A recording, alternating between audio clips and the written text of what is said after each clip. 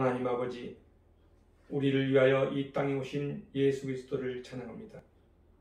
참 포도나무인 예수님께 우리가 접붙임 되게 하셔서 우리로 하여금 진리의 말씀을 따라 살아가도록 인도하옵소서. 말씀으로 우리를 풍성하게 하시고 하나님의 은혜로 우리를 소망 중에 살아가게 하시니 감사합니다.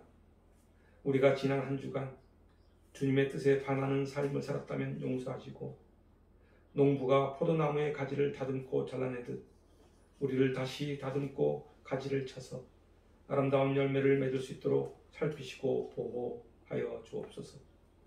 그리하여 우리로 하여금 다시 회개의 자리에 앉아 주님을 부르게 하옵소서.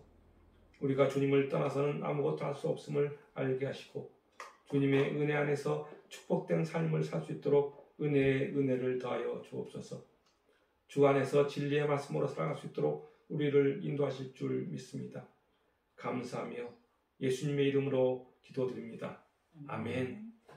오늘 우리에게 주신 하나님의 말씀은 요한복음 15장 1절부터 11절까지 말씀입니다. 신약성경 173쪽에 있습니다. 교독하도록 하겠습니다. 나는 참 포도나무요, 내 아버지는 농부라.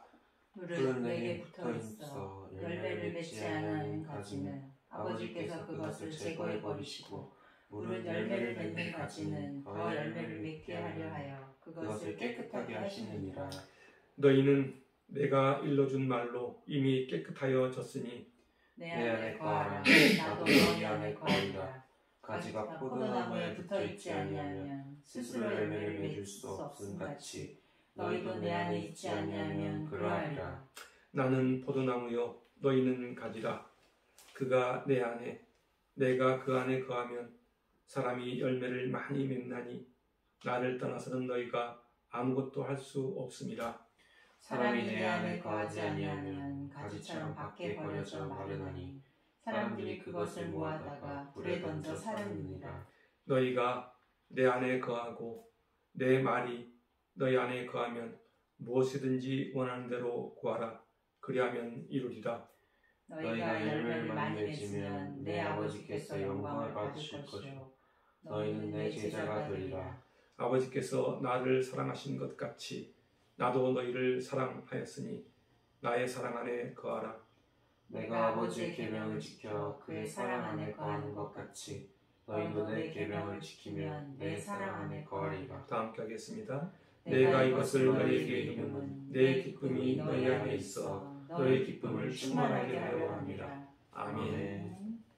네, 오늘 이 본문은 참 포도나무와 가지의 비유를 통해서 예수님과 우리의 관계를 생생하게 보여주고 있는 대목입니다.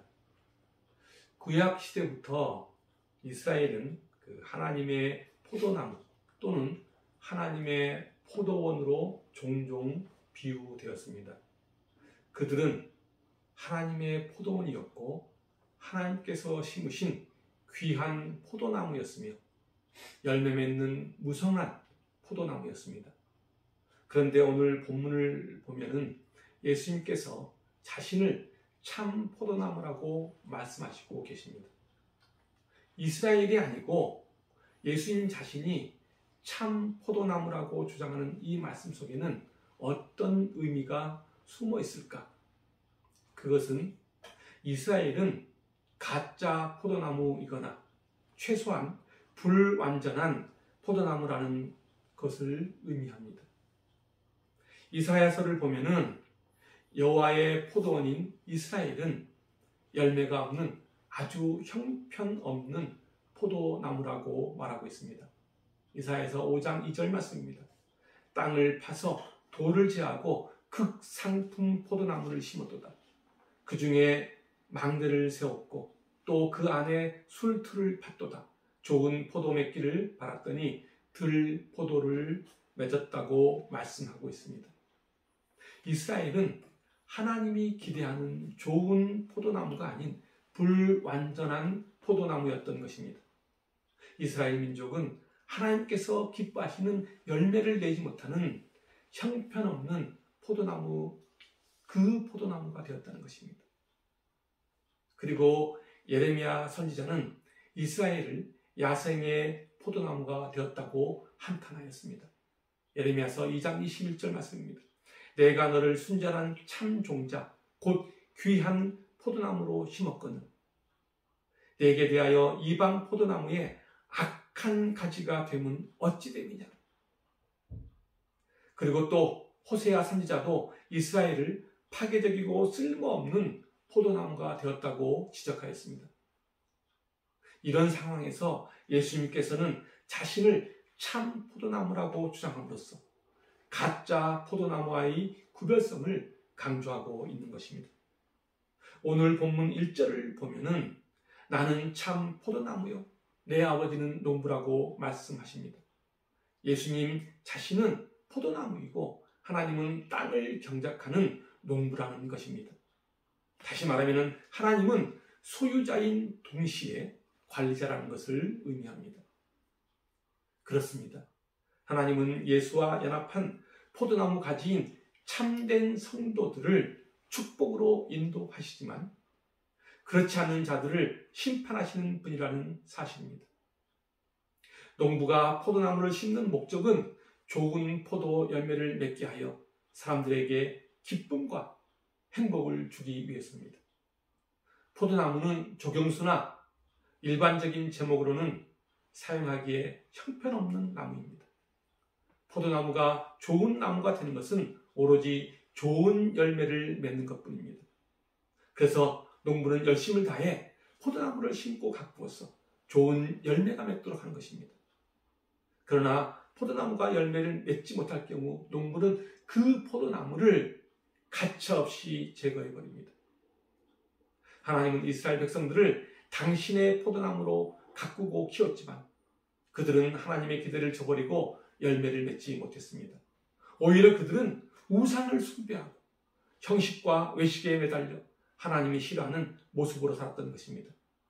그래서 농부신 하나님은 그들을 포도원에서 제하여 버리시고 새로운 포도나무를 심으셨던 것입니다. 그 새로운 포도나무가 바로 예수님이십니다. 예수님은 하나님의 말씀에 순종함으로써 수많은 생명의 열매를 맺으셨습니다. 그분으로 인하여 이 세상은 풍성하게 되었고 절망 중에 있는 사람들에게 소망을 주었으며 기쁨을 주었습니다.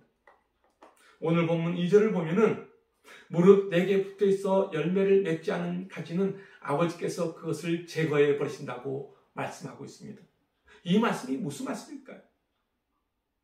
여기서 가지는 성도를 의미합니다. 그리고 5절을 보면은 나는 포도나무여 너희는 가지라는 말씀이 있습니다. 성도는 가지라는 이야기입니다. 2절 말씀을 쉽게 해석하면 이렇습니다. 예수를 믿는다고 다 열매를 맺는 것이 아니라는 이야기입니다. 가짜 예수쟁이가 있다는 것입니다. 무늬만 예수를 믿는 사람이 있다는 것입니다. 이런 사람은 열매를 맺지 못하는 가지이기에 하나님께 버림을 받는다는 이야기입니다. 가지는 열매를 맺어야 그 역할을 다하는 것입니다. 열매를 맺지 못하는 가지는 줄기에 붙어 있다고 해도 그것은 진정한 의미에서 붙어 있다고 할 수 없습니다. 가지는 열매를 맺을 때 비로소 줄기에 붙어 있다고 말할 수 있는 것입니다. 그러나 열매를 맺지 못하는 가지가 줄기에 붙어 있을 때 오히려 다른 가지에 피해만 줄 뿐입니다. 그래서 농부는 열매를 맺지 못하는 가지를 가차없이 제거해버리는 것입니다. 스스로 믿음이 있다고 자랑하면서 행함이 없는 자들은 실상 믿음이 없는 자들이라고 성경은 말씀하고 있습니다. 야고보서 2장 26절 말씀입니다. 영혼 없는 몸이 죽은 것 같이 행함이 없는 믿음은 죽은 것이니라. 그렇습니다. 입술로만 고백하고 삶에서 행함이 없는 이들은 믿음이 없는 사람들이기에 그들은 하나님의 약속에 참여하지 못한다는 것입니다. 구약시대의 유대인들은 하나님의 부르심을 받은 포도나무였습니다. 그런데 그들은 말만 하고 도무지 삶으로 행함이 없는 자들이었습니다. 한마디로 믿음으로부터 멀어진 사람들이었던 것입니다. 스스로 믿음이 있다고 자랑했지만 그들은 하나님의 아들인 예수님이 이 땅에 오시자 자신들의 실체가 여실히 드러나게 됩니다. 하나님께서는 그들에게 메시아를 보내주실 것을 약속했음에도 그들은 예수님이 이 땅에 오시자 예수님을 거부함으로써 그들의 민낯을 여실히 보여주었던 것입니다. 그들은 자신이 아브라함의 혈통을 가진 유대인이라고 자신만만했지만은 그들은 하나님을 표면적으로만 믿었을 뿐 실상은 거짓된 믿음을 가지고 있었던 것입니다. 이러한 유대인들을 향해 예수님은 마귀의 자식들이요 거짓말쟁이라고 저주하였던 것입니다. 요한복음 8장 44절 말씀입니다. 너희는 너희 아비 마귀에서 났으니 너희 아비의 욕심대로 너희도 행하고자 하느니라. 그는 처음부터 살인한 자요 진리가 그 속에 없으므로 진리에 서지 못하고 거짓을 말할 때마다 제 것으로 말하나니 이는 그가 거짓말쟁이요 거짓의 아비가 되었음이라. 그리고 더 나아가 유대인 지도자들을 향해 지옥의 판결을 피하지 못한다고 저주하였던 것입니다. 마태복음 23장 33절 말씀입니다. 뱀들아 독사의 새끼들아 너희가 어떻게 지옥의 판결을 피하겠느냐. 참 살벌한 말씀입니다. 왜 이렇게 살벌한 저주를 하셨을까?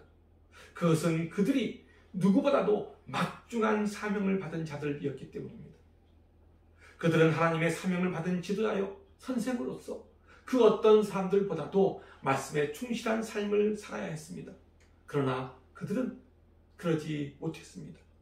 말씀을 떠났고 말씀에 부합되는 삶을 살지를 못했습니다. 심지어 천국문을 닫고 들어가려는 사람들을 들어가지 못하도록 막았던 자들이었습니다. 그래서 하나님은 포도나무 가지가 그 열매를 맺지 못하고 심지어 다른 가지에게 나쁜 영향을 주는 가지를 제거해 버리시는 것입니다. 그리고 오늘 본문 2절 중후반절을 보면은 무릇 열매를 맺는 가지는 더 열매를 맺게 하려 그것을 깨끗하게 하신다고 말씀하고 있습니다. 그렇습니다. 포도원 지기는 열매를 맺는 좋은 가지들을 잘 손질해 줌으로써 더 많은 열매를 맺도록 합니다. 농부가 포도나무의 가지를 잘 다듬고 잘라내듯 하나님께서도 참 성도들이 더 아름다운 신앙의 열매를 맺도록 보호하시고 인도하신다는 것입니다. 그러면서 주님은 모든 성도들을 향하여 내 안에 거하라고 4절에서 말씀하고 계십니다. 왜 내 안에 거하라고 말씀하실까요? 그 이유는 5절 마지막 부분에서 말씀하신 것처럼 나를 떠나서는 너희가 아무것도 할 수 없기 때문입니다. 그렇다면 우리는 주님을 떠나면 아무것도 할 수 없는 존재가 되는 것일까? 그렇지 않습니다. 우리는 주님과 아무 상관없이 사는 사람들을 보면서 이 말씀에 의문을 제기할 수밖에 없습니다.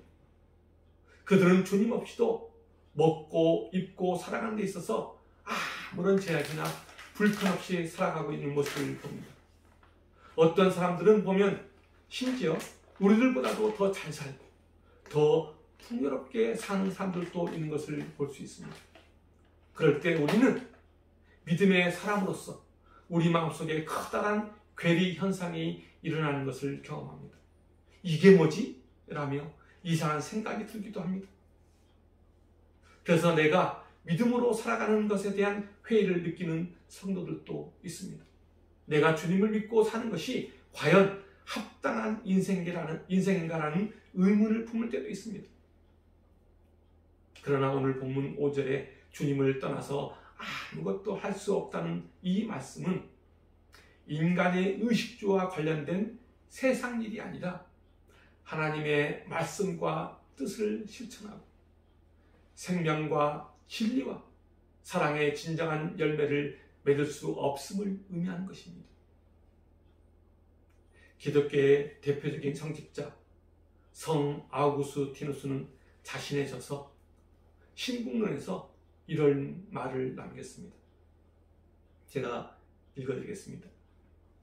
인류 역사는 지상의 나라와 신의 나라가 벌인 투쟁의 기록이다. 지상의 나라는 잔인하고 오만하며 방탕하지만 신의 나라는 믿음과 희망과 자비로 가득 차 있다. 지상의 나라 사람들은 부를 쌓고 안정된 정치 제도만 갖춰지면 삶이 충만하고 완성되리라 믿는다. 그러나 예나 지금이나 부유한 문명 국가일수록 사람들의 생활이 타락하는 경우가 되레 더 많다. 따라서 부유함과 생활의 안정이 인간에게 행복을 준다고 보기 어렵다.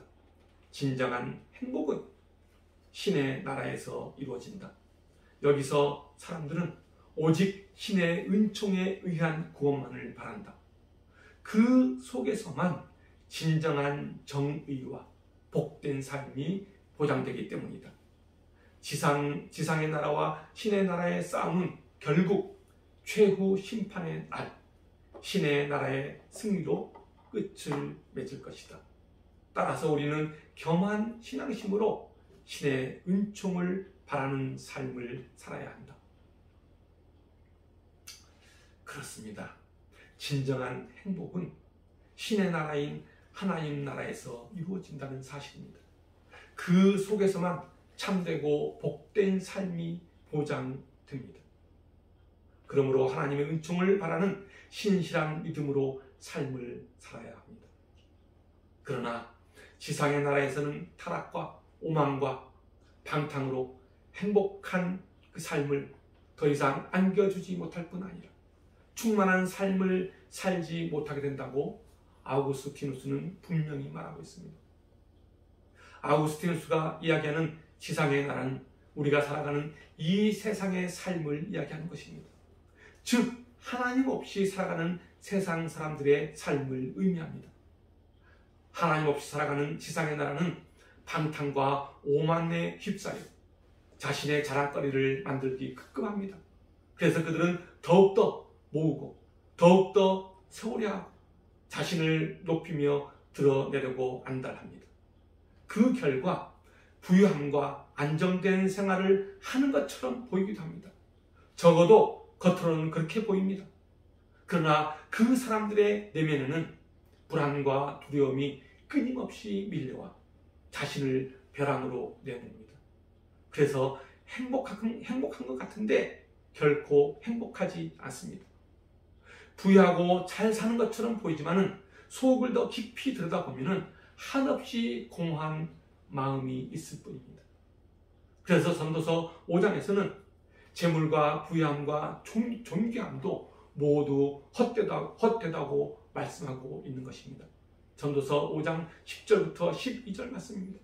은을 사랑하는 자는 은으로 만족하지 못하고 풍요를 사랑하는 자는 소득으로 만족하지 아니하나니 이것도 헛되도다. 재산이 많아지면은 먹는 자들도 많아지나니 그 소유주들은 눈으로 본 것 외에 무엇이 유익하랴. 노동자는 먹는 것이 많든지 적든지 잠을 달게 자거니와 부자는 그 부유함 때문에 자지 못하느니라. 그렇습니다. 인간의 마음 깊숙한 곳에는 탐욕이라는 짐승이 도사리고 있어서 그 욕망을 채우려고 더 많이 더 좋은 것을 가져보지만 결국은 그 모든 것이 인간의 만족을 채워주지는 못하고 불만과 불안과 두려움만 가중시킨다는 사실입니다. 그것은 인간을 고통스럽게 하며 허무함만을 재차 확인시켜줄 뿐이라는 사실입니다. 그러나 하나님을 내 안에 모시고 하나님의 말씀을 내 안에 새기며 살아갈 때 허무함과 공허함을 극복할 수 있습니다. 그리고 더 나아가 우리가 하나님과 함께 동행하는 삶을 살아갈 때 우리는 우리 안에 이 세상에서 그 어떤 것으로도 느낄 수 없었고 얻을 수 없었던 충만함과 만족함 그리고 풍족함을 경험하게 된다는 사실입니다. 그러기에 세상 사람들의 부유함을 부러워할 필요가 없습니다. 그러기에 세상 사람들이 하나님 없이 마음대로 사는 것을 절대로 따라할 이유가 없다는 것입니다. 열매는 가지 끝에 열립니다. 가지는 줄기에 붙어서 줄기로부터 물과 영양분을 공급받습니다. 그래야 살아있는 가지로서 열매를 맺을 수 있습니다.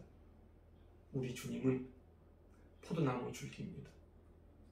주님으로부터 물과 영양분인 진리의 말씀을 계속 공급받아야만 열매 맺는 가지가 될 수 있는 것입니다.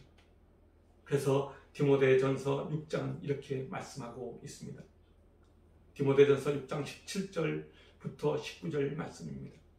내가 이 세대에서 부한 자들을 명하여 마음을 높이지 말고 정함이 없는 재물에 소망을 두지 말고 오직 우리에게 모든 것을 후히 주사 누리게 하시는 하나님께 두며 선을 행하고 선한 사업을 많이 하고 나누어 주기를 좋아하며 너그러운 자가 되게 하라.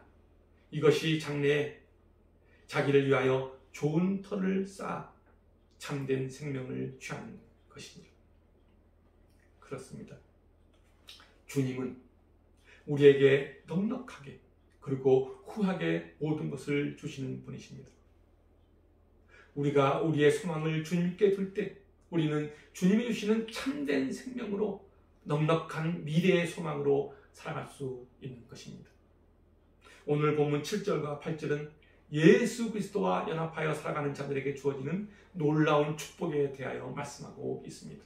다시 한번 읽어보겠습니다. 너희가 내 안에 거하고 내 말이 너희 안에 거하면 무엇이든지 원하는 대로 구하라.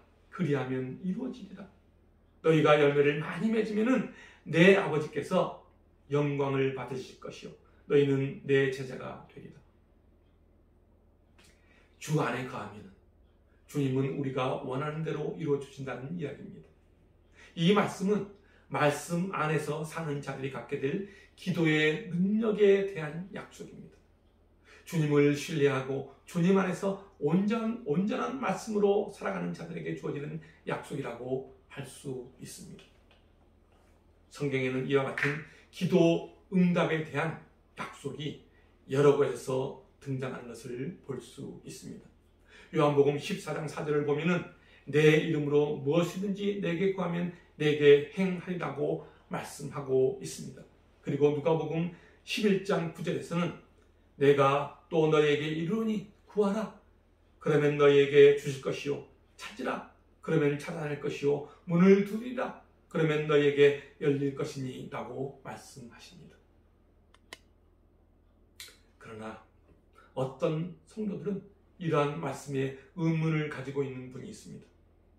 기도를 해도 응답이 없다고 이야기하는 분도 있습니다.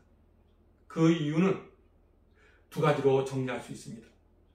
하나는 확신과 믿음으로 구하지 않기 때문이고 또 하나는 자신의 정욕으로 쓰기 위해 잘못 구하기 때문입니다. 다시 말하면 세속적인 욕심을 따라서 행하지도 구하지도 말아야 함을 의미하고 있는 것입니다. 하나님께 구하는 기도가 내 욕심을 위해 하는 것인지 그리고 하나님의 뜻에 합당한 기도인지를 분별해야 한다는 것입니다. 주님은 우리에게 말씀대로 구하면 무엇이든지 이루어 주신다고 말씀하셨습니다. 그러나 이 말씀은 우리의 기도에만 국한된 말씀은 아닙니다. 우리의 모든 삶 전체를 아우르는 말씀입니다. 우리는 우리의 삶 가운데 얼마나 예수님과 친밀한 관계를 가지고 살아가고 있는지 다시 한번 돌아볼 필요가 있습니다. 과거 이스라엘은 하나님의 포도원이었고 하나님께서 심으신 귀한 포도나무였으며 열매를 맺는 무성한 포도나무였습니다. 그러나 그들의 마음은 하나님을 떠나 있었고 그들의 삶은 열매를 맺지 못하는 삶을 살았습니다. 그들은 적어도 가짜 포도나무이거나 최소한 불완전한 포도나무가 되었던 것입니다. 하나님이 창조한 모든 우주 만물이 다 그러하지만 특히 하나님과 인격적으로 통할 수 있는 사람은 사람다운 지정의로 하나님께 영광을 돌리도록 창조된 존재입니다. 그런데 하나님께 영광을 돌리기는커녕 하나님이 우리에게 주신 자유의지로 하나님을 멀리하고 배반하고 거역하여 마지막에는 멸망받을 수밖에 없는 존재가 되었습니다. 그러나 하나님은 예수 그리스도를 이 땅에 보내시어 우리를 회복시켜 주셨습니다. 우리를 당신의 자녀로, 당신의 제자로, 당신의 가지로 회복시키시는 것입니다. 말씀에서 멀어지고 말씀에 부합되는 삶을 살지 못하는 불완전하고 가짜 믿음을 가진 우리들을 예수 그리스도를 통해 다시 회복시키시는 것입니다.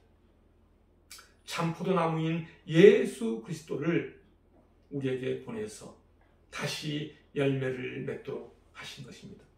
성령의 열매를 맺도록 하셨습니다. 하나님의 자녀인 우리는 하나님이 부어주시는 성령의 열매를 우리의 삶을 통해 열매 맺어야 합니다. 그것은 주님의 말씀과 주님의 뜻 그리고 주님의 사랑 안에서 연합하여 살아가야 함을 의미합니다. 그것은 우리의 육체의 욕심과는 많이 다릅니다. 하나님의 은혜로서 맺어지는 열매입니다. 하나님의 은혜를 입은 성도가 생활 속에서 그 은혜에 보답하며 맺어가는 열매입니다. 그것은 사랑, 희락, 화평, 오래 참음, 자비, 양선, 충성, 온유, 절제라는 9가지 열매로 우리의 삶 속에서 나타납니다. 오늘 본문은 참 포도나무와 가지의 비유를 통해 주님께서는 우리에게 그리스도 안에 거하고 그 사랑을 실천하라고 말씀하고 계십니다. 그리하면 형통함과 충만한 기쁨이 함께할 것이라고 약속하십니다. 그렇습니다. 우리의 축복과 기쁨은 지상의 나라가 아닌 이 세상이 주는 것이 아닌 하나님 나라와 하나님의 말씀 속에 있다는 사실입니다. 우리가 우리의 축복과 기쁨의 비결을 다른 곳에서 찾지 말고 말씀 속에서 찾을 때 우리는 주님의 약속대로 우리의 삶이 형통과 기쁨으로 충만할 것입니다. 그 기쁨과 충만함이 여러분의 삶에 넘치시길 주님의 이름으로 축원합니다. 기도하겠습니다.